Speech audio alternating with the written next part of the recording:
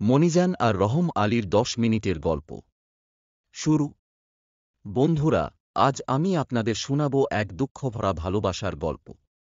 গল্পের নাম মনিজান আর রহম আলীর কাহিনী।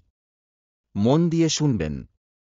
কলগাছি গ্রামের এক গরিব পরিবারে জন্মেছিল এক মেয়ে, নাম তার মনিজান খরমুজা।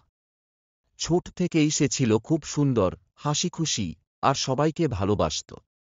একই গ্রামের কলগাছির এক গরিব পরিবারে জন্মেছিল এক মেয়ে, তার নাম মনিজান খরমুজা। ছোটবেলা থেকেই সে ছিল হাসিখুশি, প্রাণবন্ত। একই গ্রামের এক যুবক ছিল রহম আলী। তখন রহম আলী রাজমিস্ত্রির যোগালী হিসেবে কাজ করত। একদিন মনিজান গেল তার বুনির জামাইয়ের বাড়ি বেড়াতে। সেখানেই প্রথম দেখা রহম আলীর সঙ্গে। চোখে চোখ পড়তেই যেন দুজনের মনে আলাদা একটা ছোট্ট গ্রামে থাকত রহম আলী মনিজা। গ্রামের সবার কাছে সে ছিল খুব হাসিখুশি আর পরিশ্রমী মেয়ে। তার বিয়ের দিন ঠিক হলে গ্রামে যেন উৎসব শুরু হয়ে গেল। বাড়ির উঠোনে প্যান্ডেল বাঁধা হল, নারকেল পাতা দিয়ে সাজানো হল দরজা, আর গ্রামের সব মানুষ এসে হাজির হল গানবাদ্য নিয়ে। বিয়ের দিন মনিজা লাল শাড়ি পরে খুব সুন্দর লাগছিল।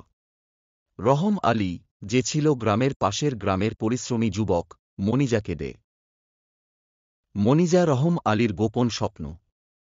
মনিজা রহম আলী ছোট্ট এক সমুদ্রতীরের শহরে থাকে। সে সবার কাছে চুপচাপ মেয়েটি হিসেবে পরিচিত। স্কুল শেষে বই পড়ে, ছবি আঁকে, আর একা একা ঘাটে বসে সমুদ্রের দিকে তাকিয়ে থাকে। কিন্তু কারও জানা নেই, মনিজার এক গোপন স্বপ্ন আছে। সে একদিন নিজের হাতে তৈরি করা নৌকায় সমুদ্র পাড়ি দিয়ে দূর দেশের মানুষদের সঙ্গে দেখা করবে।